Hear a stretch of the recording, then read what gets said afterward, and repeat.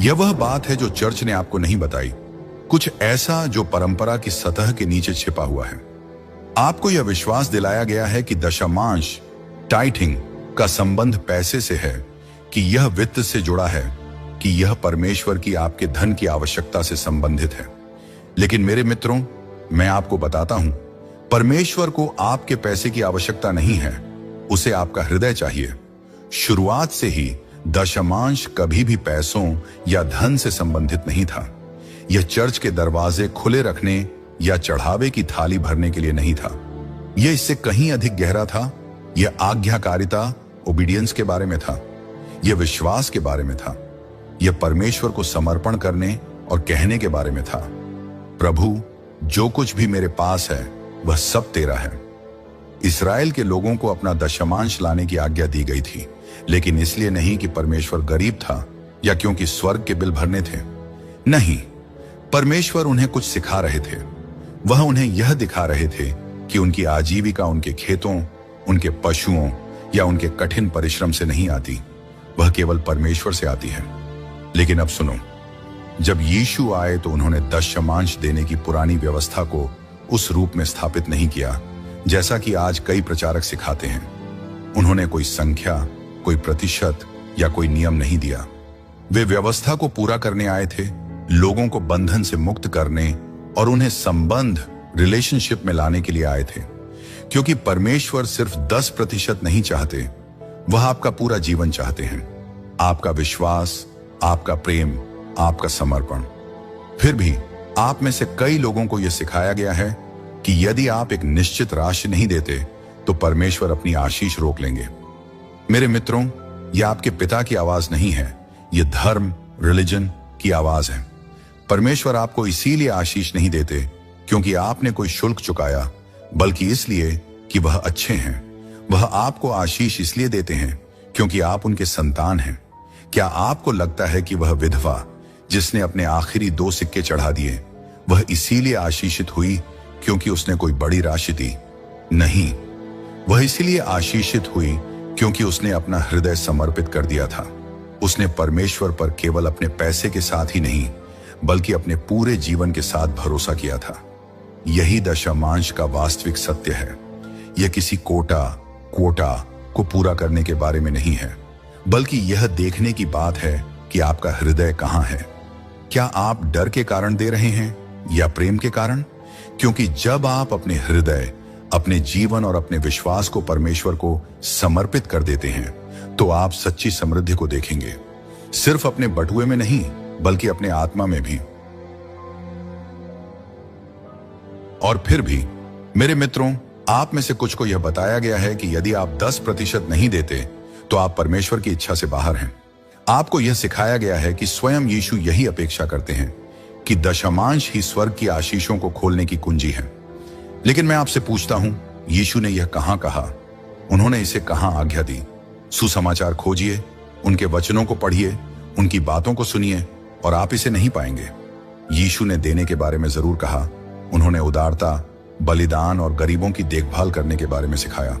लेकिन उन्होंने कभी अपने शिष्यों को बैठाकर यह नहीं कहा, सुनो, यह सुनिश्चित कर लो कि तुम 10% जरूर दो, अन्यथा तुम शापित हो जाओगे।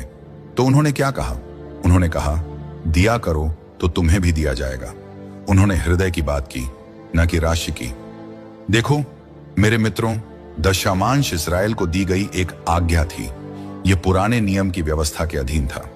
यह एक ऐसी प्रणाली का हिस्सा था जिसे लेवीय जाति, लेवाइट्स, मंदिर और परमेश्वर के कार्य को एक राष्ट्र के रूप में बनाए रखने के लिए दिया गया था। लेकिन जब यीशु आए तो वे पुराने तरीकों को पुनर्स्थापित करने नहीं आए थे, बल्कि उन्हें पूरा करने आए थे। और यहीं पर आज कई लोग गलती कर बैठते हैं। वे जो इज़राइल के लिए था, उसे उठाकर परमेश्वर के लोगों के कंधों पर एक बोझ की तरह रख देते हैं। वे एक आज्ञा को एक आवश्यक शर्त बना देते हैं, एक उपहार को एक मांग बना देते हैं। लेकिन बाइबल क्या कहती है? हर एक जन जैसा मन में ठाने वैसा ही दे, न कुड़कुड़ाकर और न दबाव से, क्योंकि परमेश्वर हर्ष से देने वाले से प्रेम रखता है। 2 कुरिन्थियों 9:7। न किसी दबाव में, न किसी डर से, न इसलिए कि किसी प्रचारक ने कहा कि देना ही होगा, बल्कि इसलिए कि आपका हृदय प्रेम से भरा हुआ है। फिर भी कुछ लोग मंडप में खड़े होकर आपको बताते हैं कि यदि आप दशमांश नहीं देते तो आप परमेश्वर को लूट रहे हैं। मेरे मित्रों, मेरी बात सुनो। परमेश्वर को आपके पैसे की आवश्यकता नहीं है, उन्हें आपका भरोसा चाहिए। यदि वे एक कानूनी दशमांश चाहते होते तो यीशु से प्रचार करते, लेकिन इसके बजाय उन्होंने क्या प्रचार किया? उन्होंने विश्वास, फेथ, समर्पण, सरेंडर और हृदय से देने की बात की, बाध्यता से नहीं।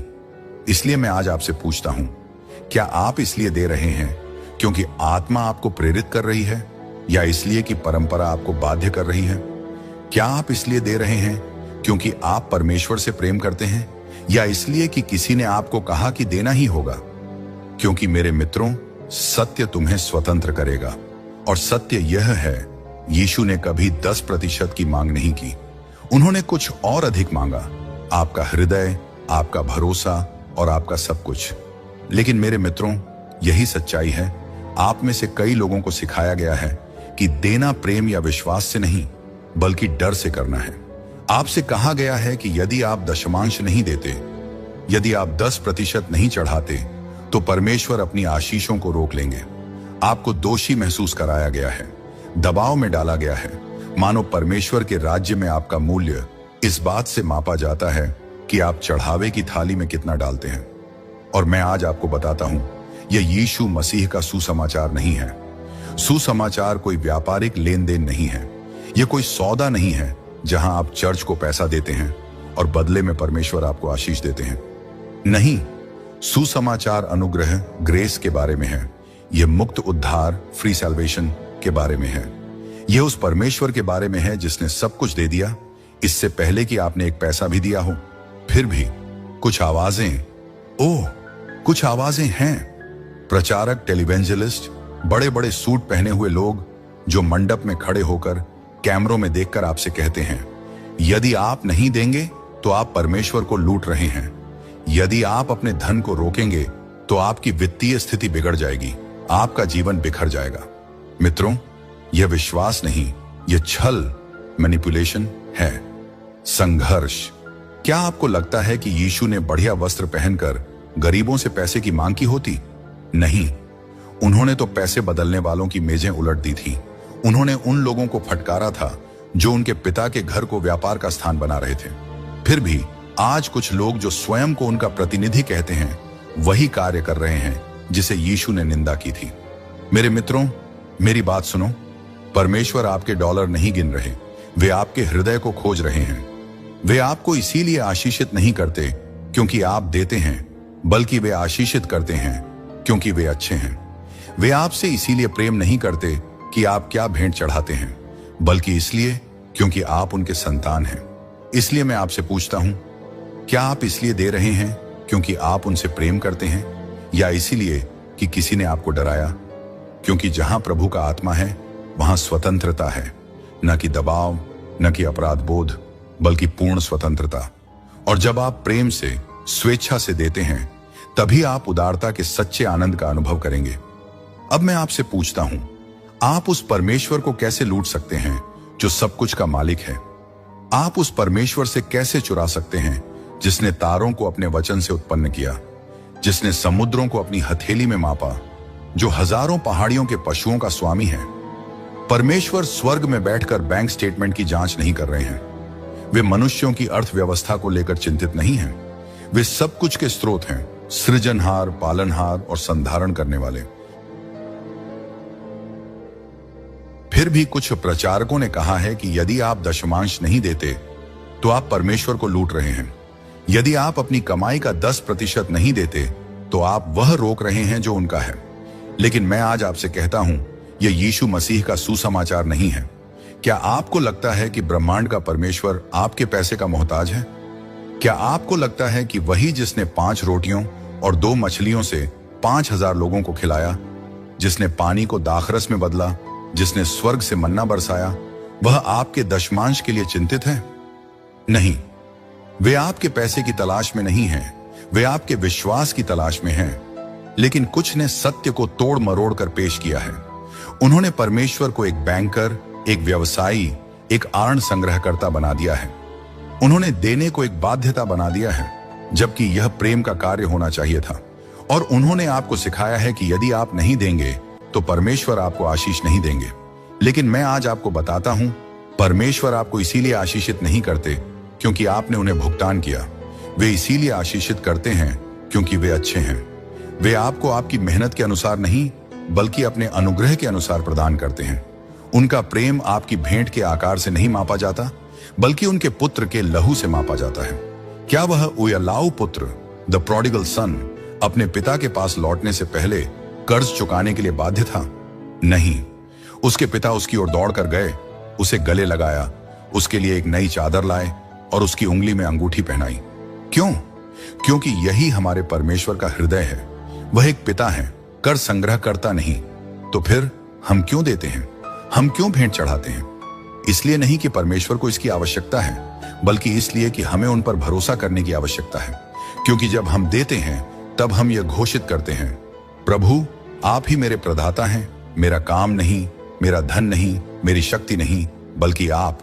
और जब हम आनंद के साथ देते हैं, डर से नहीं, दबाव में नहीं, बल्कि प्रेम में, तब हम उस आशीष में प्रवेश करते हैं जिसे यीशु ने देने का वादा किया था। यह आर्थिक लेन देन का जीवन नहीं है, यह विश्वास, शांति और अद्भुत प्रावधान का जीवन है। लेकिन सुनो मेरे मित्रों, देना कभी बोझ नहीं होना चाहिए था। यह कभी भी पत्थर की पट्टिकाओं में खुदा हुआ कोई नियम नहीं था।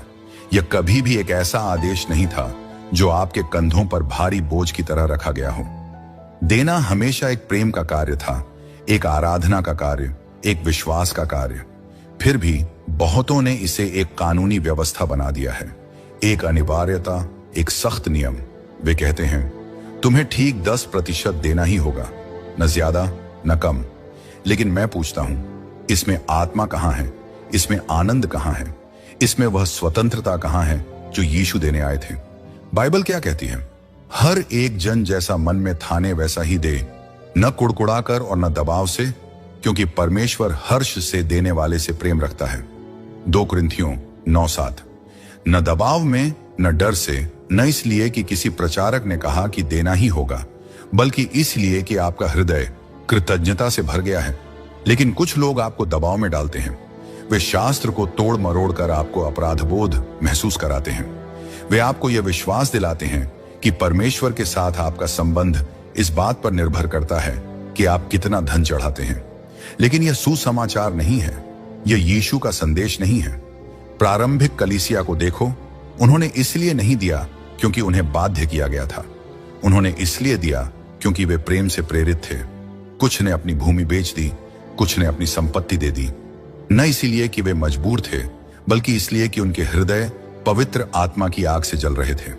और यही परमेश्वर आपसे चाहते हैं, कानूनी बाध्यता नहीं, बल्कि एक ऐसा हृदय जो कहे, प्रभु जो कुछ भी मेरा है वह सब तेरा है। मुझे दिखा कि कब देना है, कहां देना है, कैसे देना है। क्योंकि जब आप स्वेच्छा से, आनंद से, प्रेम से देते हैं, तब आप परमेश्वर की वास्तविक आशीषों को देखेंगे, सिर्फ अपने वित्त में नहीं, बल्कि अपने आत्मा, अपने परिवार और अपने पूरे जीवन में। इसलिए मैं आज आपसे पूछता हूं, क्या आप इसलिए दे रहे हैं क्योंकि आत्मा आपको प्रेरित कर रही है, या इसलिए कि परंपरा आपको बाध्य कर रही है?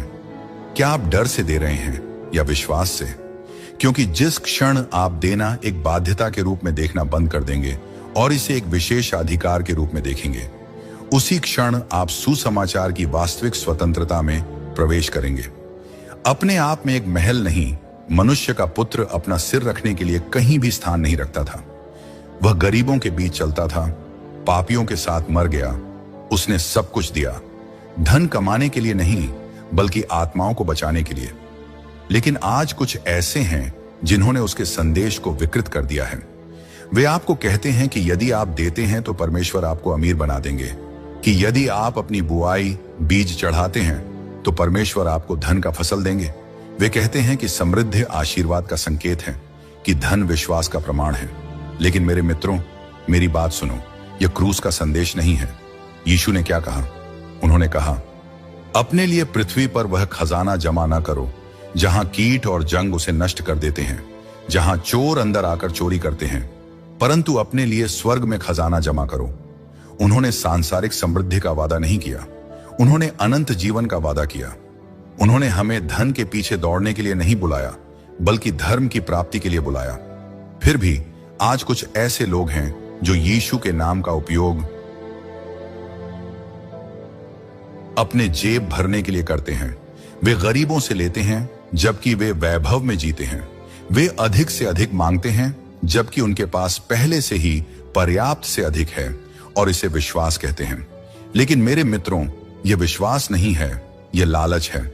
मैं आज आपको बताने आया हूं कि परमेश्वर मनुष्य की समृद्धि से प्रभावित नहीं होते। वह इस बात से हिलते नहीं कि आप कितना देते हैं। वह उस हृदय से प्रभावित होते हैं जो इसके पीछे है। वह विधवा जिसने अपने आखिरी 2 सिक्के दिए, उसने परमेश्वर की दृष्टि में उस अमीर व्यक्ति से अधिक दिया जिसने अपनी प्रचुरता से दिया। क्यों? क्योंकि उसने विश्वास से दिया, दिखावे के लिए नहीं। और यही परमेश्वर ढूंढ रहे हैं, न कि अतिव्यापी धन, न कि चालबाजी से अर्जित संपत्ति, बल्कि ऐसे हृदय जो पूर्णतया उनके चरणों में समर्पित हों। तो भ्रमित न हो, उस झूठ पर विश्वास न करें कि परमेश्वर के आशीर्वाद पैसे से खरीदे जाते हैं, क्योंकि आपकी आत्मा का उद्धार, जो सबसे बड़ा आशीर्वाद है, आपको यीशु मसीह के द्वारा अनुग्रह से मुफ्त में दिया गया था। और मेरे मित्रों, यह संसार के सभी सोने से भी अधिक मूल्यवान है। लेकिन सुनिए मेरे मित्रों, दशमांश देना केवल मंदिर को चलाने के लिए नहीं था। यह केवल धार्मिक नेताओं को वित्त पोषण करने या एक व्यवस्था बनाए रखने के लिए नहीं था। नहीं, जब परमेश्वर ने पुराने नियम में दशमांश की स्थापना की तो यह कुछ और ही गहरा था। यह जरूरतमंद, टूटे फूटे, भुला दिए गए लोगों की देखभाल करने के बारे में था। दशमांश का उद्देश्य केवल पुरोहितों को ही नहीं, बल्कि विधवाओं, अनाथों, देश में अजनबियों, उन लोगों को जिन्हें कुछ भी नहीं था, जिन्हें उनके लिए कोई लड़ाई लड़ने वाला नहीं था, उनकी सहायता करना था। परमेश्वर का हृदय हमेशा गरीबों, कमजोरों और उन लोगों के लिए रहा है जिन्हें संसार नजरअंदाज कर देता है। और जब उन्होंने इजराइल को देने का आज्ञा दी तो वह केवल एक धार्मिक संस्था का निर्माण नहीं कर रहे थे, बल्कि प्रेम, न्याय और जरूरतमंदों के लिए प्रावधान से भरपूर एक समुदाय का निर्माण कर रहे थे। लेकिन मैं आज आपसे पूछता हूं, क्या यह वही है जिससे कई चर्चों में दशमांश का उपयोग किया जाता है? क्या वास्तव में यह गरीबों तक पहुंच रहा है? क्या यह विधवाओं, अनाथों और भूखों तक पहुंच रहा है? या इसे विशाल बैंक खातों में जमा किया जा रहा है, भव्य इमारतों और शानदार जीवन शैली पर खर्च किया जा रहा है? मेरे मित्रों, यीशु महलों का निर्माण करने नहीं आए थे, वह परमेश्वर के राज्य का निर्माण करने आए थे। और परमेश्वर का राज्य ईंट और पत्थर से नहीं, न ही सोना और चांदी से बना है। यह लोगों से बना है, आत्माओं से, हृदयों से जो उनके चरणों में समर्पित हैं। फिर भी आज ऐसे चर्च हैं जहां लाखों का प्रवाह होता है, पर गरीब बाहर रह जाते हैं, भूखे, हताश, भुला दिए गए। ऐसे चर्च भी हैं जहां धन का प्रयोग वैभव पर खर्च किया जाता है, जबकि उसी मंडली के परिवार मेज पर खाना रखने के लिए संघर्ष करते हैं। और मैं आपको बताता हूं कि यह परमेश्वर का हृदय नहीं है। जब यीशु इस पृथ्वी पर चलते थे, उन्होंने लोगों से यह नहीं कहा कि अपना धन लेकर आएं ताकि वह अमीर हो जाए। नहीं, उन्होंने अमीर युवा शासक से कहा, तुम्हारे पास जो कुछ भी है बेच दो और गरीबों को दान करो और तुम्हारे लिए स्वर्ग में खजाना होगा। उन्होंने भूखों को खिलाया, बीमारों को चंगा किया, टूटे हुए लोगों को उठाया। उन्होंने उनसे लिया नहीं, उन्होंने उन्हें दिया। फिर भी कुछ लोगों ने उनके संदेश को विकृत कर दिया है। उन्होंने दशमांश लेकर उसे एक व्यापार में बदल दिया है। उन्होंने इसे इमारतों के रख रखाव के लिए एक आवश्यकता बना दिया है, लोगों के निर्माण के बजाय। लेकिन सुनिए, चर्च, परमेश्वर उन मंदिरों में नहीं निवास करते जो मनुष्यों के हाथों से बनाए गए हैं। उनका निवास स्थान उनके लोगों के हृदयों में है। तो मैं आपसे पूछता हूं, हम किस चीज के लिए दे रहे हैं? क्या हम इसलिए दे रहे हैं क्योंकि हम परमेश्वर और उनके लोगों से प्रेम करते हैं, या इसीलिए कि हमें बताया गया है कि अगर हम नहीं देंगे तो हमें श्रापित कर दिया जाएगा? क्या हम उन लोगों की सहायता के लिए दे रहे हैं जो दुख में हैं, या मनुष्य की सफलता के बड़े स्मारकों के निर्माण के लिए दे रहे हैं? क्योंकि मेरे मित्रों, देने का सच्चा उद्देश्य है प्रेम, परमेश्वर के लिए प्रेम और एक दूसरे के लिए प्रेम। और जब हम ऐसे हृदय से देते हैं, जब हम ऐसा देते हैं ना कि कर्तव्य के कारण, बल्कि इसलिए क्योंकि हम जीवन बदलते, टूटे हुए पुनर्स्थापित, खोए हुए पाए गए लोगों को देखना चाहते हैं, तभी हमारा देना सच्ची आराधना का कार्य बन जाता है। लेकिन मैं आपसे कुछ पूछना चाहता हूं मेरे मित्रों, क्या हमने दशमांश को विश्वास के कार्य की बजाय एक अनुष्ठान बना दिया है? क्या हमने देने को एक आदत, ऐसा जो हम बिना सोचे समझे, बिना प्रार्थना किए, बिना परमेश्वर के हृदय की खोज किए करते हैं? कुछ लोगों से कहा गया है, बस अपना 10% दे दो और तुमने अपना कर्तव्य पूरा कर लिया। कुछ मानते हैं कि जब तक वे अपना दशमांश चढ़ावे की थाली में डाल देते हैं, उनका दायित्व पूरा हो गया है। लेकिन मैं आज आपको बताता हूं, परमेश्वर खाली अनुष्ठानों में रुचि नहीं रखते। वह यांत्रिक देने से प्रसन्न नहीं होते। फरिश्तियों को देखो, कैसे सावधानी पूर्वक वे दशमांश देते थे। वे हर मसाले, हर जड़ी बूटी को मापते थे, यह सुनिश्चित करते हुए कि उन्होंने ठीक 10% दिया। लेकिन यीशु ने उनसे क्या कहा?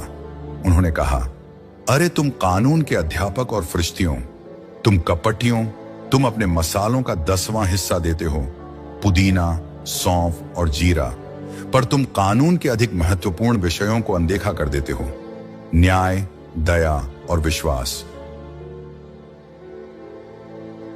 क्या आप समझते हैं मेरे मित्रों? फरिश्तियों ने अपना दशमांश तो दिया, पर उन्होंने परमेश्वर के हृदय को न पा सके। उन्होंने कानून के पत्र को तो पालन किया, पर प्रेम को भूल गए। विश्वास योग्य थे, पर आत्मा में दिवालियां थे। और मैं आज आपको बताता हूं, परमेश्वर तुम्हारे धन से नहीं, बल्कि तुम्हारे हृदय से प्रभावित होते हैं। प्रतिशत की बात नहीं है।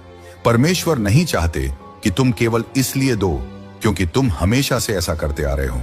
वे नहीं चाहते कि तुम केवल एक कर्तव्य, आदत या धार्मिक दायित्व के कारण दो। नहीं, वे चाहते हैं कि तुम विश्वास से दो। यही कारण है कि बाइबल कहती है, बिना विश्वास के परमेश्वर को प्रसन्न करना असंभव है। जो देना विश्वास के बिना, प्रार्थना के बिना, प्रेम के बिना किया जाता है, वह देना नहीं है जो प्रभु को प्रसन्न करता है।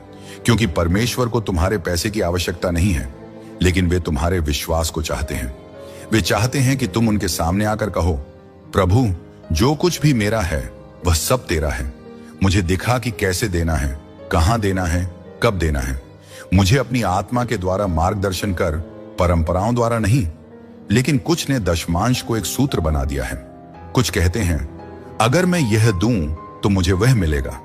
कुछ इसे एक सौदे की तरह मानते हैं, जैसे परमेश्वर के साथ कोई व्यापारिक लेन देन हो। लेकिन मेरी बात सुनो, परमेश्वर कोई बैंकर नहीं है, वे कोई स्टॉक मार्केट नहीं है, वे कोई वेंडिंग मशीन नहीं है। वे सर्वशक्तिमान हैं, संप्रभु हैं, सभी के प्रभु हैं। सच्चा देना केवल इस बात से संबंधित नहीं है कि तुम कितना दे रहे हो, बल्कि इस बात से संबंधित है कि तुम क्यों दे रहे हो। यह एक समर्पित जीवन का संकेत है जो कहता है, प्रभु, मैं तुझ पर अपनी हर चीज के लिए भरोसा करता हूं।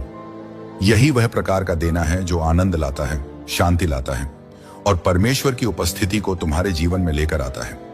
नहीं, इसीलिए नहीं कि तुम परमेश्वर की कृपा को खरीद रहे हो, बल्कि इसलिए कि तुम विश्वास और आज्ञाकारिता में चल रहे हो। तो मैं आज तुमसे पूछता हूं, क्या तुम एक दिनचर्या के रूप में दे रहे हो या एक प्रकाशन के रूप में? क्या तुम इसलिए दे रहे हो क्योंकि तुम्हें देना पड़ता है, या इसलिए कि तुम परमेश्वर के राज्य को आगे बढ़ते देखना चाहते हो? क्योंकि मेरे मित्रों, जब तुम विश्वास से देते हो, न कि नियमों के कारण, न ही अपराध बोध के कारण, बल्कि प्रेम और समर्पण से, तभी तुम्हारा देना एक आशीर्वाद, एक आनंद और परमेश्वर के सामने सच्ची आराधना का कार्य बन जाता है। मेरे मित्रों, ध्यान से सुनो, परमेश्वर का राज्य इस संसार की व्यवस्थाओं की तरह कार्य नहीं करता। संसार कहता है, अगर तुम अधिक चाहते हो तो अधिक जमा करो। संसार कहता है, अगर तुम धनी बनना चाहते हो तो संचय करो। संसार कहता है, अगर तुम शक्तिशाली बनना चाहते हो तो दूसरों पर प्रभुत्व जमाओ। लेकिन परमेश्वर का राज्य कहता है, अगर तुम पाना चाहते हो तो दो। अगर तुम महान बनना चाहते हो तो सेवा करो। अगर तुम आशीषित होना चाहते हो तो आशीष का स्रोत बनो। आज समस्या यह है कि बहुत से लोगों को देना सिखाया गया है, लेकिन उन्हें यह नहीं सिखाया गया कि क्यों देना है। उन्हें दशमांश देने को कहा गया है, लेकिन वे इसके पीछे के सिद्धांत को नहीं समझते। और मैं तुम्हें बताता हूं, जब भी तुम किसी चीज का अभ्यास बिना समझ के करते हो तो वह प्रकाशन नहीं, बल्कि केवल एक धार्मिक अनुष्ठान बन जाता है। दशमांश का उद्देश्य केवल चर्च के कार्यक्रम को चलाना नहीं है, यह एक दिव्य आर्थिक प्रणाली से जुड़ने का एक तरीका है। दशामांश कभी भय, श्राप या चालाकी से नियंत्रित करने का साधन नहीं था। नहीं, यह राजा को सम्मान देने का एक सिद्धांत है। प्राचीन राज्यों के दिनों में जब लोग अपने प्रथम फल राजा के पास लाते थे, तो यह इसलिए नहीं था कि राजा को भोजन या धन की आवश्यकता थी। यह उसके अधिकार, उसकी आपूर्ति और भूमि पर उसकी संप्रभुता को स्वीकार करने का एक कार्य था। परमेश्वर एक राजा हैं और उनके राज्य में जो कुछ भी हमारे पास है वह सब कुछ उन्हीं से आता है। जब हम देते हैं तो हम केवल पैसे नहीं दे रहे होते, बल्कि हम यह घोषणा कर रहे होते हैं, परमेश्वर, तू ही मेरी आपूर्ति का स्रोत है, न कि मेरी नौकरी, न मेरा व्यापार, न मेरे संपर्क। तू ही मेरा प्रदाता है। लेकिन ध्यान से सुनो, दशमांश कोई जादुई सूत्र नहीं है। यह कोई व्यापारिक सौदा नहीं है जहां तुम 10% देते हो और बदले में 100% की आशा करते हो। परमेश्वर कोई जुआघर नहीं है, और यही वह जगह है जहां बहुत से लोग धोखा खा गए हैं। उन्हें कहा गया, दो और तुम धनी हो जाओगे। लेकिन मेरे मित्रों, देने का उद्देश्य समृद्ध बनना नहीं है। देने का उद्देश्य यह है कि तुम अपने आप को परमेश्वर की दिव्य अर्थव्यवस्था के अधीन कर सको। जब तुम राज्य के सिद्धांतों के अनुसार कार्य करते हो तो तुम किसी महान चीज में प्रवेश करते हो जो मनुष्य की बुद्धि से परे है। तुम एक अलौकिक आपूर्ति के क्षेत्र में प्रवेश करते हो। यही कारण है कि यीशु ने कहा, पहले परमेश्वर के राज्य और उसकी धार्मिकता को ढूंढो और ये सब चीजें तुम्हें दी जाएंगी। प्राथमिकता धन नहीं है, प्राथमिकता राज्य है। यही कारण है कि कुछ लोग दशमांश देते हैं फिर भी संघर्ष करते हैं, क्योंकि वे इसे एक कर्तव्य के रूप में देते हैं, लेकिन उन्होंने अपने हृदय को राज्य के सिद्धांतों के साथ संरेखित नहीं किया है। परमेश्वर केवल इस बात को नहीं देख रहे कि तुम कितना दे रहे हो, वे देख रहे हैं कि क्या तुम उनकी बुद्धि, उनकी योजना और उनकी इच्छा के अनुसार कार्य कर रहे हो। तो स्वयं से पूछो, मैं क्यों दे रहा हूं? क्या मैं भय से दे रहा हूं या विश्वास? क्या मैं दायित्व के कारण दे रहा हूं या प्रकाशन के कारण? क्योंकि मेरे मित्रों, जब तुम एक ऐसे हृदय से देते हो जो परमेश्वर के राज्य को समझता है, जब तुम परमेश्वर को अपने राजा और अपने स्रोत के रूप में सम्मान देते हो, तब तुम केवल देने का कार्य नहीं कर रहे होते, बल्कि तुम दिव्य सिद्धांतों को सक्रिय कर रहे होते हो। और जब तुम उन सिद्धांतों के अनुसार जीवन जीते हो, तो तुम परमेश्वर के हाथ को केवल अपनी आर्थिक स्थिति में ही नहीं, बल्कि अपने जीवन के हर क्षेत्र में कार्य करते देखोगे। और यह बात समझनी बहुत जरूरी है, परमेश्वर का अंतिम लक्ष्य कभी भी यह नहीं रहा कि वे तुम्हारे हाथों से पैसा निकालें। उनका लक्ष्य यह है कि वे तुम्हारे मन से गरीबी की आत्मा को निकाल दें, क्योंकि गरीबी इस बात पर निर्भर नहीं करती कि तुम्हारे पास कितना धन है, बल्कि यह एक सोच है जो तुम्हें सीमित कर देती है, तुम्हें नियंत्रित करती है और तुम्हें उस परिपूर्णता में चलने से रोकती है जो परमेश्वर ने तुम्हारे लिए रखी है। धर्म ने बहुत से लोगों को देना सिखाया है, लेकिन उन्हें राज्य में शासन करना नहीं सिखाया। उन्हें दशमांश देने के लिए कहा गया, लेकिन उन्हें यह नहीं सिखाया गया कि वे परमेश्वर के राज्य में धन के भंडारी कैसे बने। और मैं तुम्हें बताता हूं, परमेश्वर केवल तुम्हें एक दाता नहीं बनाना चाहते, वे तुम्हें एक शासक बनाना चाहते हैं। क्योंकि परमेश्वर के राज्य में हम भिखारी नहीं हैं, हम दास नहीं हैं, हम उत्तराधिकारी हैं, हम राजदूत हैं, हम दिव्य संसाधनों के प्रबंधक हैं। बाइबल कहती है, पृथ्वी यहोवा की है और जो कुछ उसमें है वह भी। इसका अर्थ यह है कि इस संसार की सारी संपत्ति दुष्टों की नहीं है, यह राजा की है। और यदि हम राजा के पुत्र और पुत्रियां हैं, तो हमें धार्मिक सोच से नहीं, बल्कि राज्य की सोच से सोचना शुरू करना होगा। आज समस्या यह है कि बहुत से लोगों को केवल देना सिखाया गया है, लेकिन उन्हें यह नहीं सिखाया गया कि धन को बढ़ाना कैसे है। उन्हें दशमांश देने को कहा गया, लेकिन उन्हें यह बुद्धि नहीं दी गई कि वे धन का प्रबंधन कैसे करें, संसाधनों में निवेश कैसे करें और पीढ़ीगत प्रभाव कैसे स्थापित करें। मेरे मित्रों, देना वित्तीय जिम्मेदारी से बचने का साधन नहीं है, यह परमेश्वर के साथ एक दिव्य साझेदारी में प्रवेश करने का द्वार है। प्रतिभाओं का दृष्टांत देखो। यीशु ने कहा कि एक स्वामी ने एक सेवक को 5 प्रतिभाएं दी, दूसरे को 2 और तीसरे को 1। पहले 2 ने जो कुछ उन्हें दिया गया था उसे बढ़ाया, लेकिन तीसरे ने इसे जमीन में गाड़ दिया। और जब स्वामी लौटा तो वह उस सेवक से प्रसन्न नहीं हुआ जिसने इसे सुरक्षित रखा था। वह उन लोगों से प्रसन्न हुआ जिन्होंने जो कुछ दिया गया था उसे बढ़ाया। यही राज्य की सोच है, सिर्फ देना नहीं, बल्कि प्रबंधन और वृद्धि। परमेश्वर नहीं चाहते कि तुम केवल एक दाता बनो, वे चाहते हैं कि तुम एक प्रबंधक बनो, एक निवेशक बनो, एक वितरक बनो जो उनकी योजनाओं के लिए संपत्ति का उपयोग करता है। क्योंकि जब तुम राज्य के भंडारी की तरह सोचते हो तो तुम धन को केवल देने की वस्तु के रूप में नहीं देखते, बल्कि इसे प्रभुत्व का एक साधन, प्रभाव का एक संसाधन और विस्तार के लिए एक बीज के रूप में देखते हो। और मैं तुम्हें आज बताता हूं, परमेश्वर नहीं चाहते कि तुम केवल जीवित रहो, वे चाहते हैं कि तुम राज्य करो। वे चाहते हैं कि तुम्हारे पास बुद्धि हो, रणनीति हो, दृष्टि हो। वे चाहते हैं कि तुम अपने संसाधनों का उपयोग केवल किसी धार्मिक प्रणाली को चलाने के लिए नहीं, बल्कि व्यवसाय बनाने, समुदायों को सशक्त करने, पीढ़ीगत गरीबी की जंजीरों को तोड़ने और संसार के लिए समाधान लाने के लिए करो। क्योंकि धन का सच्चा उद्देश्य व्यक्तिगत आराम नहीं है, बल्कि राज्य का प्रभाव है। परमेश्वर तुम्हें आशीष इसलिए नहीं देते कि तुम इसे संचित करो, बल्कि इसलिए कि तुम आशीष बन सको। वे तुम्हें इसलिए बढ़ाते हैं कि तुम जीवन बदल सको, राष्ट्रों को रूपांतरित कर सको और उनके राज्य का विस्तार पृथ्वी पर कर सको। इसलिए मैं तुमसे पूछता हूं, क्या तुम केवल दे रहे हो या तुम राज्य कर रहे हो? क्या तुम केवल बीज बो रहे हो या तुम भंडारी भी हो? क्योंकि जब तुम राज्य के पूर्ण प्रकाशन में प्रवेश करोगे तो तुम खुद को केवल दशमांश देने वाला नहीं समझोगे, तुम खुद को परमेश्वर के धन का प्रबंधक, उनकी अर्थव्यवस्था में एक शासक और उनकी योजनाओं के लिए एक साधन के रूप में देखने लगोगे।